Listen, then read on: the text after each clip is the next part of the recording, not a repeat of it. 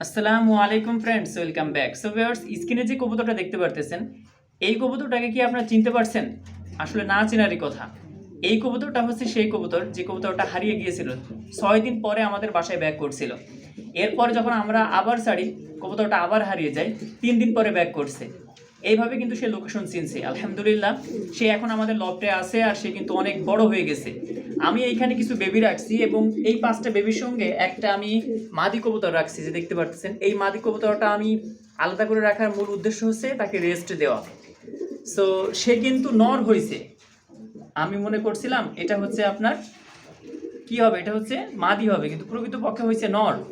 এখন এই নরটা এই মাদির সঙ্গে কিন্তু ভাব জমাচ্ছে, বুঝতে পারছেন? ভাব জমাচ্ছে, অর্থাৎ আমি যদি এখন এক পিঞ্জিরার মধ্যে দিই এই নটা এবং এই মাদিটা, যদি এক পিঞ্জিরার মধ্যে দিই, এখনই কিন্তু তারা জোড়া নিয়ে নিবে। নটা হচ্ছে 8 পরে রয়েছে। আমি এই কবুতরটা রাখছিলাম প্রকৃতপক্ষে একটা মাদি হিসাব করে, অর্থাৎ আমার মাদির প্রয়োজন ছিল, কারণ এর সঙ্গে আরও একটা এই যে নর আমার এখানে আছে, এই যে দেখতে পারতেছেন। এই নরের সঙ্গে মূলত আমি এটাকে পেয়ার করতে চাইছিলাম, কিন্তু হয়েছে নর।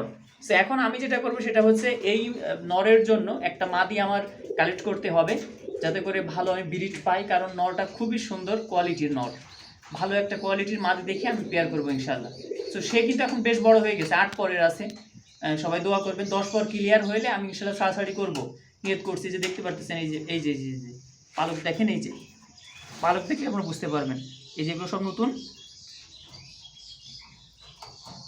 এই যে দেখতে পারতেছেন, বুঝতে পারবেন হয়তো বা। এই যে 9 পরে চলে গেছে কবুতরটা, 8 পরে না 9 পরে। এই যে এখন কিন্তু মল্টিং আছে কবুতরটা।